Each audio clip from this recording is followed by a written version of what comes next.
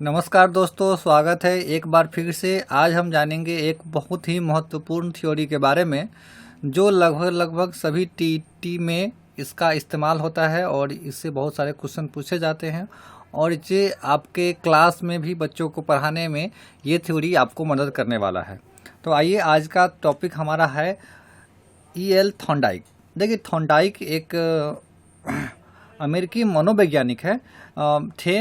ये 31 अगस्त 1874 को इनका जन्म हुआ था। इनका जन्म जो है, थॉर्नडाइक का जन्म 31 अगस्त 1874 को हुआ था और इनकी मृत्यु 9 अगस्त 1949 को हो गई थी।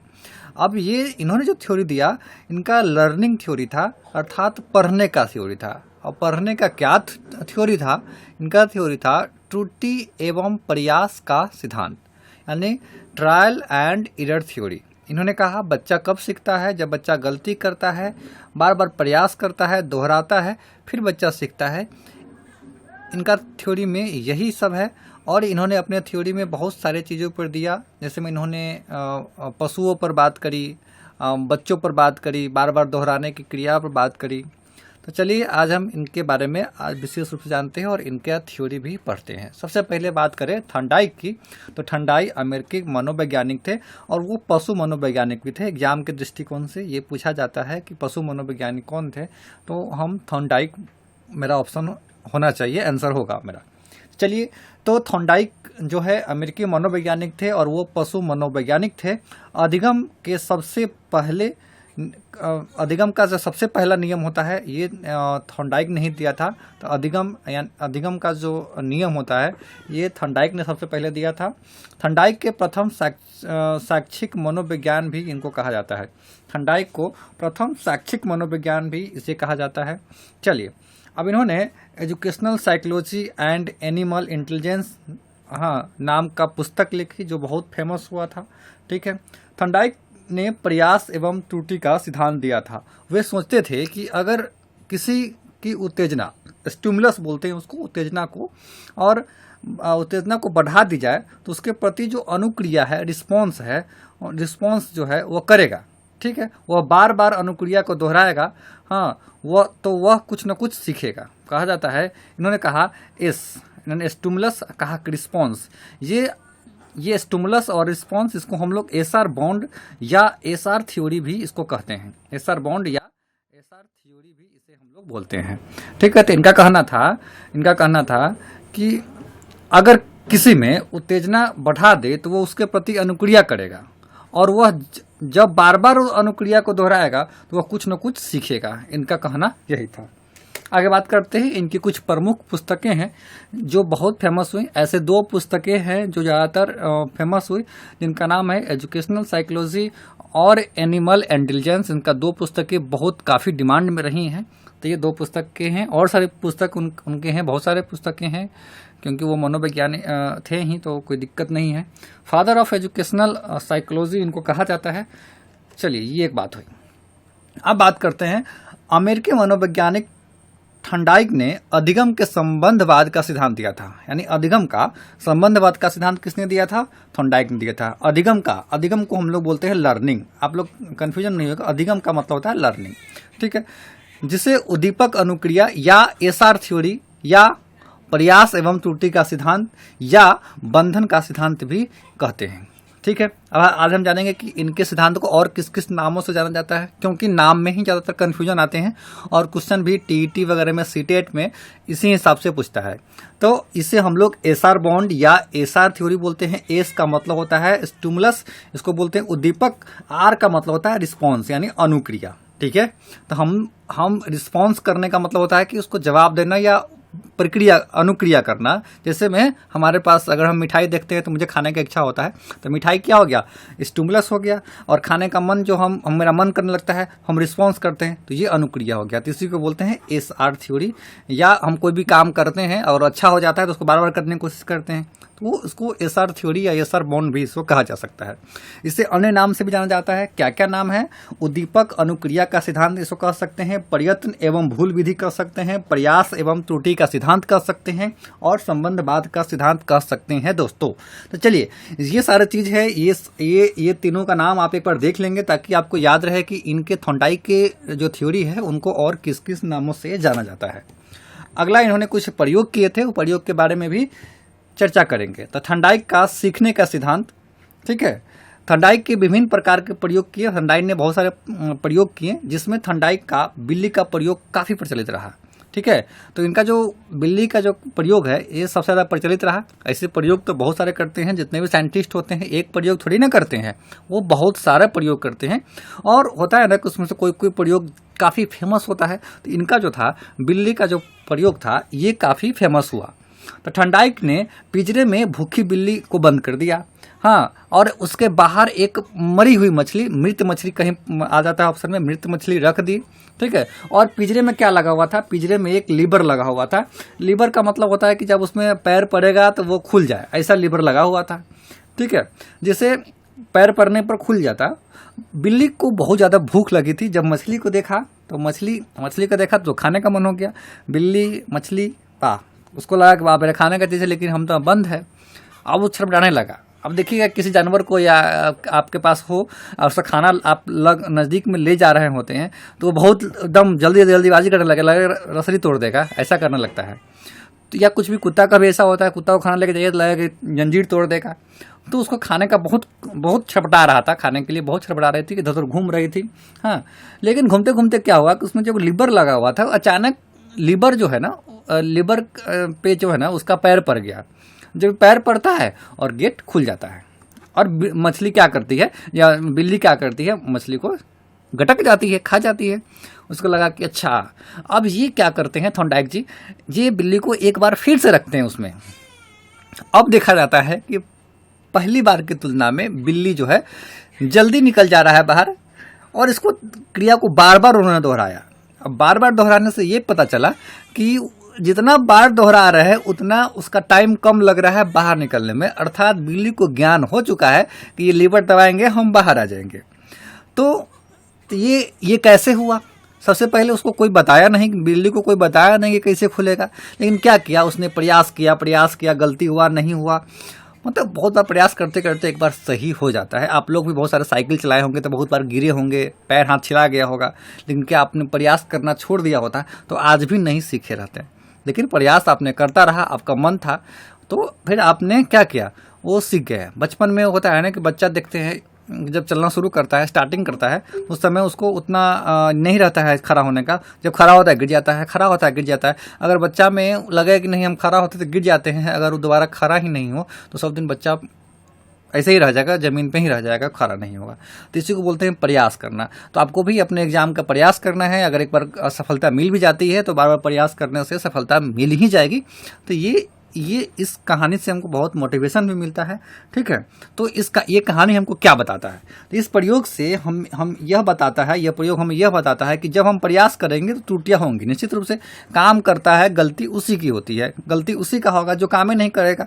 अब आप लोग बहुत सारे लोग हैं जो मैथ बनाता है, जो मैथ बनाता है उसको गलती भी होता होगा, ठीक है। जो मैथ नहीं बनाता है उसको कभी गलती नहीं होता है। अब ऐसा देखिएगा कि क्लास में बहुत सारे स्टूडेंट होते हैं, कुछ लोग पूछेंगे, पता है पूछते कौन है, जो बना के आते हैं वो अच्छे विद्यार्थी है, तेज विद्यार्थी है। और जो भुतका सबसे पिछला बेंच पे बैठा हुआ है वो कभी नहीं पूछता है। और कभी नहीं पूछता है इसका मतलब ये नहीं हुआ कि उसको सब आता है। इसका मतलब क्या हुआ कि वो कुछ बनाता ही नहीं है, वो कुछ बनाता ही नहीं है। इसका मतलब क्या है कि त्रुटि कब होता है, जब आप प्रयास करेंगे। लेकिन त्रुटि होते होते क्या होता है, आप अपने अंत में जो है अपने लक्ष्य पर पहुंच जाते हैं। तो इसी को बोला जाता है त्रुटि एवं सुधार। आप त्रुटि करेंगे तो सुधार होगी, सुधार करेंगे तो अपने लक्ष्य पर पहुंच जाएंगे। इसको हम लोग SR बॉन्ड भी कर सकते हैं।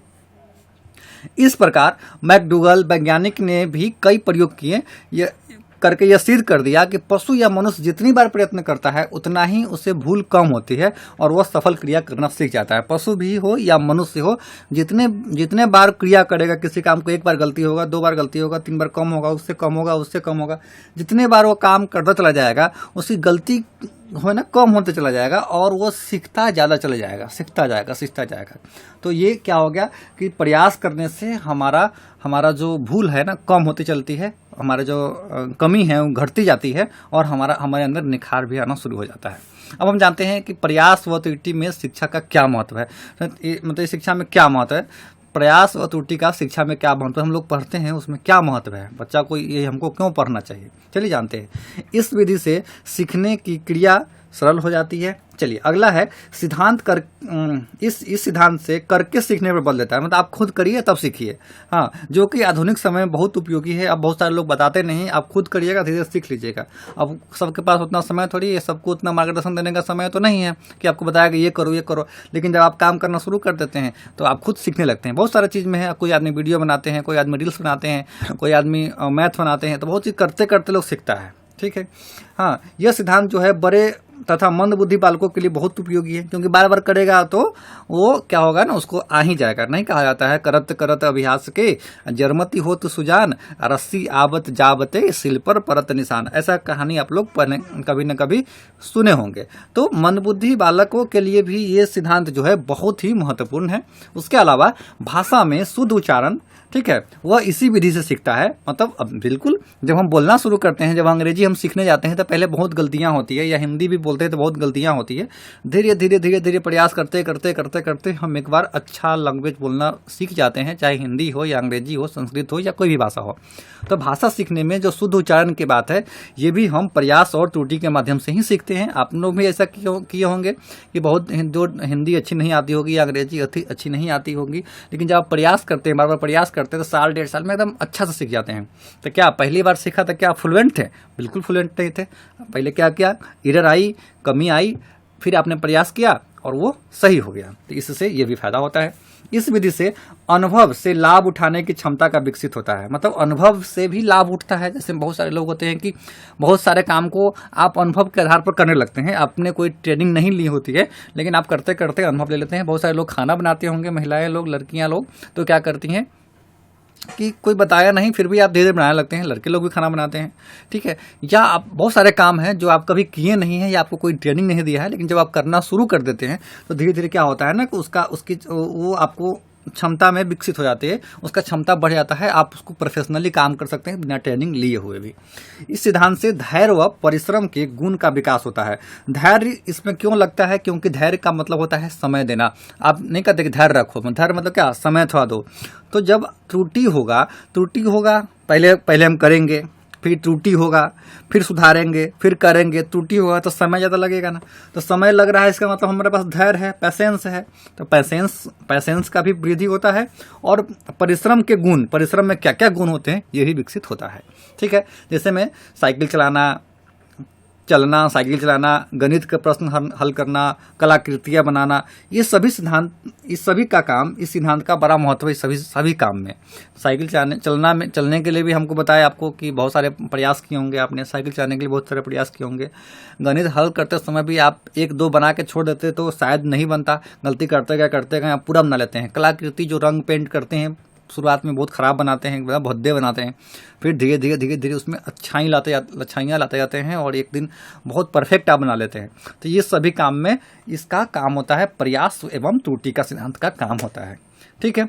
अब प्रयास एवं त्रुटि में इन्होंने 2 नियम दिए थे, इनको याद रखना है। 2 नियम दिए थे, एक का नाम था मुख्य नियम, जिसको प्राइमरी लॉ बोलते हैं, और दूसरा सेकेंडरी लॉ को हम लोग बोलते हैं गौण नियम। देखिए मुख्य नियम जो है 3 है, मुख्य नियम कितने हैं? 3 है, और गौण नियम 5 है। मतलब ये ज़्यादातर इंपॉर्टेंट जो है ये है, VVI इसमें लगा लीजिए, VVI इंपॉर्टेंट है TET एग्जाम के लिए या CTET एग्जाम के लिए। मुख्य नियम ज़्यादा पूछे जाते हैं, अगर गौण नियम में पूछ ले तो उसके बारे में भी आपको जानकारी होना जरूरी है। तो इन्होंने कहा कि इन्होंने 2 नियम दिए, मुख्य नियम और गौण नियम। तो पहला हम आज जानेंगे मुख्य नियम के बारे में। मुख्य नियम यह बताता है कि किसी काम को जितना अभ्यास करेंगे उसे उतना ही सीखेंगे। निश्चित रूप से हम मैथ्स को जितना ज़्यादा बनाएंगे उतना हम सीखेंगे, या किसी भी चीज़ को, या हम डांस करेंगे, जितना ज़्यादा डांस करेंगे उतना अच्छा डांस मेरा होगा। तो किसी काम को जितना ज़्यादा करेंगे उतना हमको आएगा। तो इन्होंने प्राथमिक नियम में पहला क्या बताया? अभ्यास करने में, साथ हमें किसी भी काम को करने के लिए अभ्यास की आवश्यकता है। आई होप आपको अच्छा लग रहा हो। अगर अच्छा लग रहा होगा तो प्लीज़ लाइक एंड सब्सक्राइब कर दीजिएगा, जिसका हमें आशा रहता है, और बस इतना ही प्यार आपको चाहिए। हाँ, तो लाइक सब्सक्राइब कर ही दीजिएगा, आप ऐसे कर ही देते हैं, बहुत अच्छे आप लोग हैं। चलिए अगला है तत्परता का नियम। तत्परता का मतलब होता है, देखिए, रेडीनेस। ठीक, रेडीनेस मतलब आप हमेशा किसी चीज़ पर हमेशा रेडीनेस रहिए, रेडी रहिए। ऐसा नहीं कि हाँ आज करेंगे, कल करेंगे, अच्छा कल कर ही लेंगे, हमको तो आ ही गया, अच्छा सर कोई बता दिए कोई चीज़, आज मैथ बता दिए, कल फिर पढ़े नहीं उसको, परसों फिर पढ़े नहीं, सोचेंगे नहीं अब तब एक बार एग्जाम के समय पढ़ेंगे। तो ये मेरी तत्परता नहीं हुई। तत्परता नहीं रहेगा तो आप चीज़ को नहीं सीख पाइएगा। इन्होंने कहा कि तत्परता भी बहुत काम करता है, बहुत इंपॉर्टेंट रोल निभाता है सीखने में। यह नियम बताता है कि किसी काम को करने के लिए हम जितना तत्पर रहेंगे उतना ही जल्दी हम सीखेंगे। जितना हम एक्टिव रहेंगे उतना जल्दी सीखेंगे। चाहे कोई भी हो, आप तत्पर किसी चीज़ में हो जाइए, वो आप सीख लीजिएगा। अगर आपको एक मेहंदी लगाने का शौक जग गया तो आपको जग गया तो जग गया, तब आप एक्टिव रहिए तो मालूम चलेगा 2 से 4 महीना में आप पूरा मेहंदी लगाने का पूरा ट्रिक सीख जाइएगा। क्यों सीखे आप? क्योंकि आपने उस पर तत्परता दिखाई। तो इन्होंने कहा कि तत्परता भी जरूरी है किसी चीज़ को सीखने के लिए।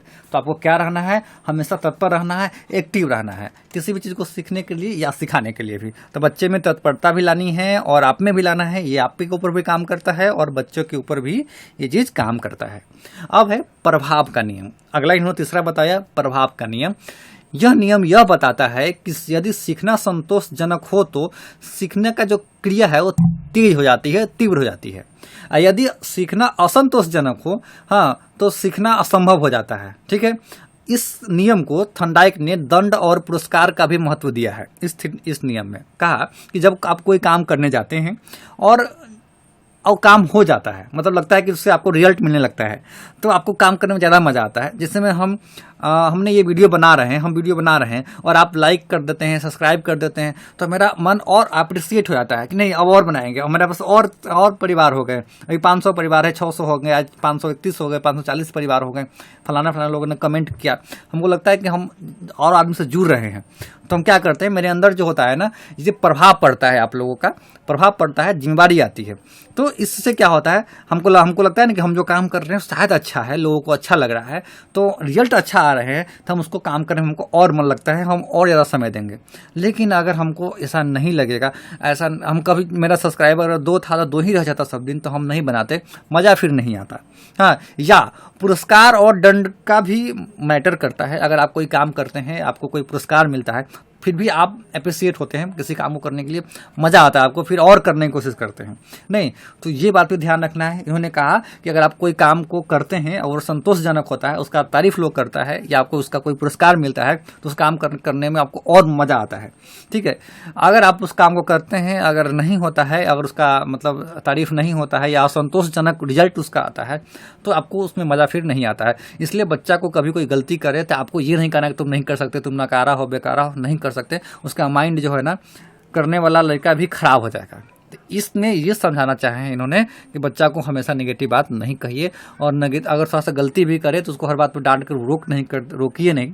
आप बहुत सारे लोगों को देखे होइएगा कि जिन्हें शिक्षक ऐसा दिए, ऐसे शिक्षक उनको मिला कि जिनसे आज देश दुनिया में नाम रोशन कर रहे हैं, अपने शिक्षक के बदौलत, अपने माता पिता के बदौलत। बहुत सारे ऐसे हैं जो माता पिता उनको हेल्प किया, अनवांटेड, जो चाह नहीं रहा था, जो समाज में हो नहीं रहा था, वो काम करने के परमिशन दे दी माता पिता ने, और वो आज देश और दुनिया में नाम रोशन कर रहे हैं। ऐसा बहुत सारे आपके इंडिया में भी लोग हैं। तो इसलिए हमें क्या करना चाहिए कि हमें किसी भी चीज़ को, जब कोई काम बच्चा कर रहा है तो उसको तुरंत नेगेटिविटी उसमें नहीं डाल देना चाहिए, तो असंतोषजनक उसमें हो जाएगा और उसको सीखने में भी उसको मज़ा नहीं आएगा। ठीक है, अब हमको जानना है, 3 गो नियम जान गए। ठीक है, अब ये प्राइमरी नियम था। अब हम जानते हैं सेकेंडरी लॉ ऑफ लर्निंग। ये थोड़ा सा कम इंपॉर्टेंट है उसके मुकाबले, लेकिन 30% इसका ही मानिए, अगर 60% उसका आता है, 30% इससे में क्वेश्चन आते हैं। पहला है मनोवृत्ति या अभिवृत्ति का नियम। आप लोग अब कंफ्यूज हो जाइएगा, क्योंकि हर एक टीचर जो है ना, नियम अलग अलग ढंग से बताते हैं, अलग अलग नाम से बताते हैं। नाम में बिल्कुल कंफ्यूजन नहीं रखना है। नाम आप अंग्रेजी को ध्यान दीजिए, हिंदी में अलग अलग शब्द हो जाते हैं। ठीक है, यह नियम हमें यह बताता है कि किसी भी काम को करने के लिए जितनी पॉजिटिव अभिवृत्ति रहेगी, मतलब हम काम, मतलब अच्छा चीज़, प्लस, हाँ मतलब अच्छा होगा, अच्छा ही होगा, इसी को बोलते हैं अभिवृत्ति। ठीक है, होगी उतना ही उस काम को हम सीखेंगे। अगर अभिवृत्ति कम हुई तो हमको सीखने में मज़ा नहीं आएगा। अगर हमको मैथ पढ़ने में बड़ा मज़ा आ रहा है तो मैथ हम और ज़्यादा सीखेंगे, अब मज़ा नहीं आ रहा है तो फिर नहीं सीखेंगे। या जैसे बच्चा सब के बुक में देखिएगा कि बच्चा सब के बुक ज़्यादा कलरफुल है, ज़्यादा ये है, तो बच्चा उसको और ज़्यादा मज़ा से दिखेगा, हाँ ये चीज़ उसको सीखने में और मज़ा आ रहा है। और नॉर्मल बुक रहेगा तो वो कम मज़ा से सीखेगा। तो ये ध्यान में रखना है, मनोवृत्ति या अभिवृत्ति इसी को बोलते हैं। ठीक है, तो आप ये भी ध्यान रखना है, ये है गौण नियम के पहला नियम। दूसरा नियम ये है आंशिक क्रिया का नियम, लॉ ऑफ पार्शियल एक्शन। देखिए पार्शियल का मतलब होता है हल्का कम आना, जैसे थोड़ा थोड़ा छोटे छोटे भाग में करना। पार्शियल का मतलब तो यही होता है। तो देखिए इस नियम में ये कहा गया है कि आप कोई भी काम करते हैं उसको छोटा छोटा भाग में विभाजित कर दीजिए। अगर विभाजित नहीं करते हैं, सबको एक के साथ लेंगे तो आपको टेंशन आ जाएगा, पता लगेगा कि बहुत भारी है, हमसे होने वाला ही नहीं है। एग्जाम्पल के लिए मान लीजिए कि आप अभी जो पढ़ रहे हैं वो टीचर का ट्रेनिंग है, टीचर बनने की आप सोच रहे हैं कि आप कहीं ना कहीं टीचर बनेंगे। तो आप टीचर बनेंगे तो निश्चित रूप से टीटी सीटीटी क्वालिफाई करेंगे। बिहार में है तो बिहार एसटीटी, यूपी में है तो यूपी टीईटी। फिर इसके बाद आप ट्राई करेंगे केंद्रीय विद्यालय का, नवोदय विद्यालय का, जो बड़े बड़े स्कूल है भारत सरकार की है, इस सब में ट्राई करेंगे आप। तो आप क्या है, आपको शिक्षक बनना है। शिक्षक बनने का ये सब जरिया है, आप जानते हैं ना, ये सब जरिया है। अगर आपका नवोदय में कब फॉर्म भराएगा, केंद्रीय विद्यालय में कब फॉर्म भराएगा, जब आप टीटी पास कर लिए रहिएगा। तो अगर आप अभी टीचर बनने का सोचे कि नहीं हमको केंद्रीय विद्यालय टीटी एसटीटी सब पढ़ना है, तो क्या होगा कि आपसे नहीं हो पाएगा, आपको भारी पड़ जाएगा और आपको अपने आप से लगेगा कि नहीं हमसे होने वाला ही नहीं है। तो क्या करते हैं, आप पहले एक चीज़ पर फोकस करते हैं, पहले एक टीईटी पर फोकस कर लीजिए, उसके बाद जब फॉर्म आएगा तो 2 नंबर पर इसको फोकस करिएगा, फिर 3 पर इसको करिएगा। तो इससे क्या होता है कि आपका काम आसान हो जाता है। ठीक है, और सफलता जल्दी मिल जाती है। अब ऐसे हमको सबका सिलेबस पढ़ना पड़ेगा तो हम खुद कंफ्यूज हो जाएंगे, शायद हो ना हो इसमें से कोई ना निकले। इसीलिए हम किसी एक चीज़ पर फोकस करेंगे, या जो हमारे बड़ा लक्ष्य है उस लक्ष्य को विभाजित कर देंगे कि पहले हमको ये पढ़ना है, फिर ये पढ़ना है, फिर ये पढ़ना है। नहीं, जैसे मैं इतिहास से पढ़ते हैं तो हमको जान लेना है कि हमको एंशिएंट पढ़ना है कि मॉडर्न हिस्ट्री पढ़ना है कि एंशिएंट हिस्ट्री पढ़ना है। अब ऐसा नहीं कि सब पढ़ रहे हैं। तो जो अलग अलग हम कर लेते हैं, विभाजित कर लेते हैं, वो ज़्यादा कामयाब होते हैं और ज़्यादा सरल होता है। तो ये भी चीज़ हमारे लिए काम में आता है। अगला है आत्मकरण नियम। देखिए लॉ ऑफ एसिमिलेशन कहता है कि जब हम पुराने कोई ज्ञान होता है, उस ज्ञान को हम जब नए ज्ञान के साथ अस्थायी बना लेते हैं तो वो काम और भी आसान हो जाता है। जैसे में यहाँ एक बच्चा है, साइकिल चलाना सीख रहा है। अब साइकिल इसको चलाने आ चुका है, और साइकिल चलाने में और बाइक चलाने में कुछ चीज़ है जो कॉमन है। जैसे में इसमें भी 2 चक्का होता है, हैंडल पकड़ना होता है, सामने देखना होता है। हाँ, बहुत चीज़ है जो इसमें कॉमन है, नहीं है ना। तो ये जो पूर्व ज्ञान है, जो चलाने का पूर्व ज्ञान है, इसको सीखने में बहुत समय लगा होगा। पहले चढ़ता होगा और गिर जाता होगा, बैलेंस नहीं बन पाता होगा। तो ये बैलेंस साइकिल पर बनाना सीख लिया हुआ है, इसलिए इसको मोटरसाइकिल पर बैलेंस बनाने की आवश्यकता नहीं है। तो इसका बहुत सारा चीज, इस ज्ञान का, साइकिल चलाने का ज्ञान जो है मोटरसाइकिल चलाने में बहुत ही कारगर साबित हो रहा है। क्यों? क्योंकि इसके ज्ञान से इसको जोड़ा जा रहा है। इसी को बोलते हैं लॉ ऑफ एसिमिलेशन। तो इसमें बहुत सारे गुण हैं जो मोटरसाइकिल में भी सेम समान काम करना होता है, जो साइकिल में करना पड़ता है। तो जो हम साइकिल में कर चुके हैं उसको तो हम मोटरसाइकिल में नहीं करना पड़ेगा। इसीलिए मोटरसाइकिल सीखना आसान हो जाएगा। क्यों? क्योंकि हमने बहुत चीज़ साइकिल चलाने में भी सीख लिए थे। जैसे में हम लोग जोड़ घटाव सीखते हैं मैथ में, जब हम 1-2 में जोड़ घटाव सीख लिए होते हैं तो 6, 7, 8 में और चीज़ सीखते हैं, न कि जोड़ घटाव। क्योंकि और चीज़ में भी जोड़ घटाव आता ही आता है। तो हमको पूर्व ज्ञान से हमको फायदा हो रहा है, पूर्व ज्ञान से हम जोड़ को देख रहे हैं, जोड़कर देख रहे हैं। अगला है सहचर क्रिया का नियम, लॉ ऑफ एसोसिएटिव शिफ्टिंग। देखिए इसका मतलब होता है, इस नियम का अभिप्राय है कि पहले की गई प्रक्रिया को अन्य परिस्थितियों में भी उसी प्रकार करना। अब इसको समझाते हैं हम आपको। कहा जैसे में मान लीजिए कि ये कोई लड़की है, ये उसके पिताजी हैं, ठीक है। और इन्होंने उस समय का फोटो जिस समय बच्ची थी, और ये थी लड़की थी जो सियानी हो गई, इसकी शादी हो गई, ठीक है। और इनके पिताजी पहले ऐसे थे, अब ये ऐसे हो गए हैं। लेकिन ये इनके पिताजी जो है, इनके पिताजी इस एल्बम को देख रहे हैं और उस समय का ही चीज याद कर रहे हैं, और जबकि लड़की का शादी हो चुका है, फिर भी बात उससे किस समय के हिसाब से कर रहे हैं, जिस समय छोटा था, अल्ले बाबू अल्ले ले देखो मुंह बंद कर लो, मुंह बंद कर लो, भूख लगा है, भूख लगा है, भूख लगा, खा लो खा लो। तो ये व्यवहार कर रहे हैं पहले जैसा, हालांकि ये बहुत बदल चुकी है, इसकी शादी हो गई हुई है, लेकिन इसके पिताजी अभी व्यवहार किस हिसाब से कर रहे हैं, पहले के हिसाब से, जिस समय में वो जन्म ली थी उसी के हिसाब से अभी भी इनके मन में फीलिंग बन रहा है। उसी को हम लोग बोलते हैं लॉ ऑफ एसोसिएटिव शिफ्टिंग। तो ये नियम है, ये इसको बोलते हैं सहचर क्रिया का नियम। तो ये होता है कि आप किसी भी काम को जो पहले किए थे, बहुत दिन पहले, परिस्थिति चेंज भी हो गया है, फिर भी आप उसी प्रकार से उसको ट्रीट कर रहे हैं, उसी प्रकार से उसको बुला रहे हैं, उसी प्रकार से उससे मने मन ही बात कर रहे हैं, तो इसी को बोलते हैं लॉ ऑफ एसोसिएटिव शिफ्टिंग। चलिए, आशा है आपको क्लियर हो रहा होगा।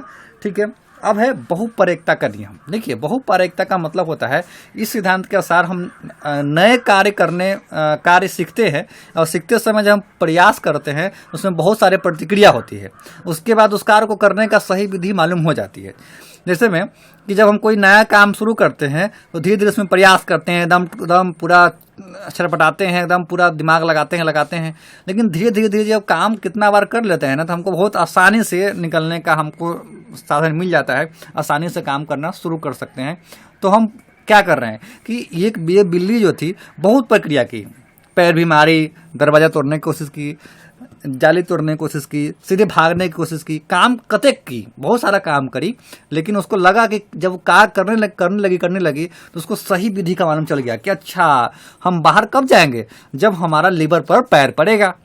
तो बहुत सारे कार्य करने के बाद उसको एक सही विधि मालूम चल जाता है। इसी को हम लोग बोलते हैं लॉ ऑफ मल्टीपल रिस्पॉन्स। यानी आपने बहुत तीर मारे, लेकिन आपका तीर कोई एक जगह पर लगा था, आपको लग गया कि नहीं, हमको यहाँ ही तीर लगाएंगे तो मेरा सही जगह पर जा रहा है, बाकी सही जगह पर नहीं जा रहा है। इसी को बोलते हैं लॉ ऑफ मल्टीपल रिस्पॉन्स। आशा करते हैं आपको ये वीडियो बहुत अच्छा लग रहा होगा। अब हम जानेंगे कि प्रयास व त्रुटि का सिद्धांत जो है ये शिक्षा में क्यों महत्व है, अर्थात हम लोग जो पढ़ रहे हैं या पढ़ा रहे हैं इसमें महत्व क्यों है इसका। चलिए, तो आज हम एक लाइन बाय लाइन देख ही लेते हैं।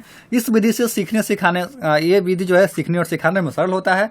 यह सिद्धांत जो है करके सीखने में बल देता है, जो आधुनिक समय में बहुत उपयोगी है। राइट, यह सिद्धांत बड़े मंदबुद्धि बालकों के लिए बहुत उपयोगी है, भाषा में शुद्ध उच्चारण के लिए यह जरूरी है। इस विधि से अनुभव से लाभ उठाने की क्षमता प्रदान करता है। बिल्कुल, अनुभव के हिसाब से आपको लाभ उठता है। कोई काम का आपके पास अनुभव है तो उसका फायदा आप आगे भी लेते रहते हैं। इस सिद्धांत से धैर्य व परिश्रम का विकास होता है। गुड, हाँ, चलना, साइकिल चलाना, गणित का प्रश्न हल करना, कलाकृति बनाना, इन सब में इस सिद्धांत का बहुत महत्वपूर्ण है। ठीक है, उसके बाद है यह सिद्धांत मंद बुद्धि बालक के लिए उपयोगी है। ध्यान रखना है, बहुत इंपॉर्टेंट है। इस सिद्धांत के द्वारा बालकों में परिश्रम के प्रति आशा और सचार हो जाता है। उसको लगता है कि नहीं, हमको परिश्रम करेंगे तो हमको ज्यादा फायदा होने वाला है, क्योंकि उसको एक दो बार ट्राई किया तो होने लगा था। तो परिश्रम की भी आशा जगती है कि भाई परिश्रम करने से हमें कुछ ना कुछ मिलेगा। उसके बाद इस सिद्धांत के द्वारा बालकों में अनुभव द्वारा लाभ उठाने की क्षमता विकसित होती है। बिल्कुल ठीक है, यह सिद्धांत बालकों को समस्या समाधान पर बल देती है। समस्या के समाधान पर बल देती है। समस्या आएगी तो समस्या में कुछ न कुछ एक्टिविटी करेगा बच्चा और उसका फायदा उठाएगा बच्चा। तो ये हुआ हमारा त्रुटि एवं सुधार का जो नियम है। हम कोई भी काम करते हैं तो त्रुटि होती है, और त्रुटि करते करते हम सुधार कर लेते हैं। यानी हमको किसी भी काम को करने के लिए प्रैक्टिस करने की आवश्यकता है। अब बच्चों को भी आपको क्या कराना है, सुधार करवाना है, प्रयास करना है। बार बार प्रयास करने से चीज़ सही हो जाता है। बार बार हमको एक ही चीज़ आ रहा है, करत करत अभ्यास के जरमती हो तो सुदान, रस्सी आवत जावते सिर पर परत निशान। तो आशा करते हैं कि आपको वीडियो अच्छा लगा होगा। देखने के लिए धन्यवाद। फिर मिलेंगे अगले वीडियो में, तब तक के लिए थैंक यू वेरी मच।